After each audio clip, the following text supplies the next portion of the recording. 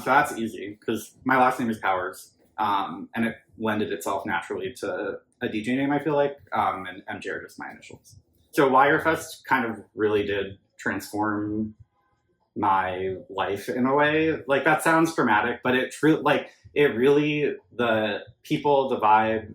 I've always listened to, music throughout my life. I used to play instruments. Electronic music I kind of came into a little bit later. And techno I came into, honestly, like, I had been dabbling in it before Wirefest, but Wire was really kind of like what was a catalyst for me.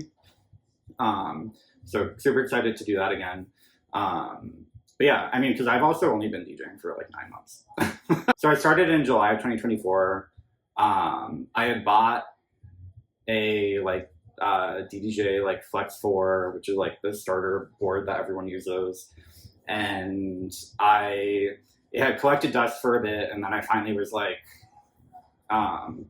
very unhappy at my job, very like creatively, I think like uninspired in a way, because I was working at a law firm at the time, which was like draining. And so I finally was like, okay, I need to either learn it or stop like hedging on it. And so I kind of I talked to a Boston DJ to get like a few, like, to watch like them play basically for a little bit to get like a lesson. And then after that, I just practiced and started putting together mixes and sending them to friends, and was getting like good feedback, which, looking back at it now, those were not it, but I appreciate the support. And then I kind of just kept going from there. So I started in July. I did my friend's birthday in August, which I was so stressed about, but was such a low key like thing. And then I kind of was getting opportunities after that. So I've had a few opportunities in Boston, for sure, but it's so hard to break through there, just as there's so few opportunities on a given weekend that, like, if you're not part of a collective or if you're not, a big name, it's just really hard to get booked.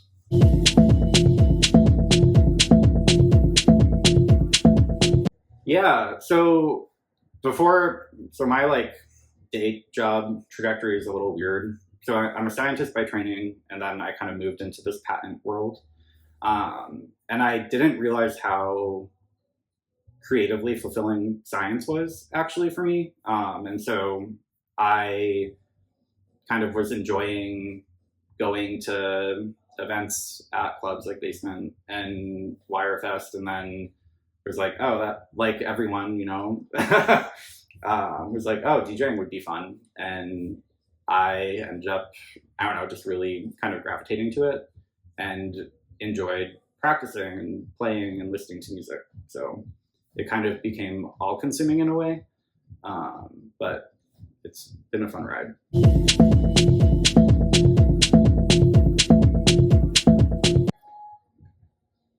Yeah, so I was a dancer first before I even started DJing. And so I really just try to view everything I play from the lens of a dance floor, and from the lens of a dancer. And so I try to be I'm always vibing in the back.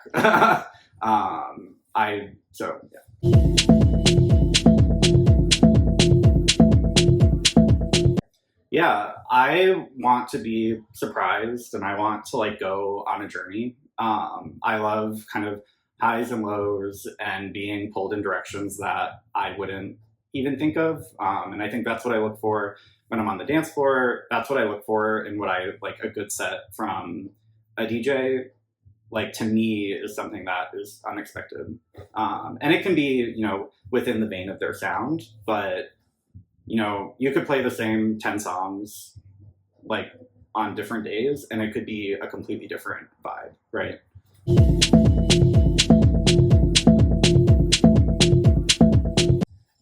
The queer nightlife scene in Boston is pretty small. From a club perspective, there are like 3 gay clubs, and they're all very like top 40 centric. So there is a kind of a small underground scene, and they bring in a lot of great people. But in terms of, you know, the energy and the vibe, nothing compares to New York. Yeah, so I mean, the Boston scene is small, and everyone that I've interacted with has been, you know, really nice. You know, people are there and trying to make, I think, the best of a city that doesn't always lend itself to kind of that type of nightlife.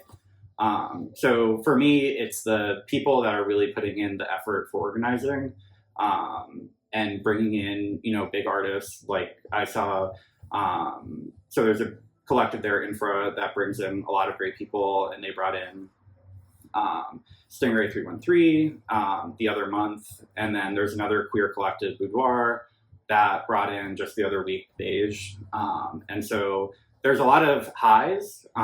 It's just, you know, it's a much smaller environment.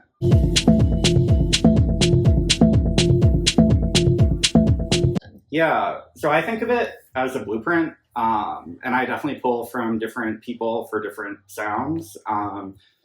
Some that come to mind are Juliana Huxtable, Nita Aviance, Stingray 313 actually, kind of for different sounds, Pablo Bazzi, different sounds that I play with. I kind of gravitate towards, you know, people that I think excel and master in that sound.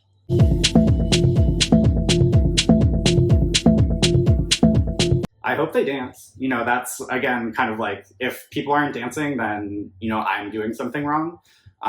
So I hope they have that journey. I hope they are pulled in kind of those different directions that they might not necessarily expect. I don't limit myself to genre. And so I find that to be a really fun kind of landscape to plan. So I hope, you know, they go on that ride with me.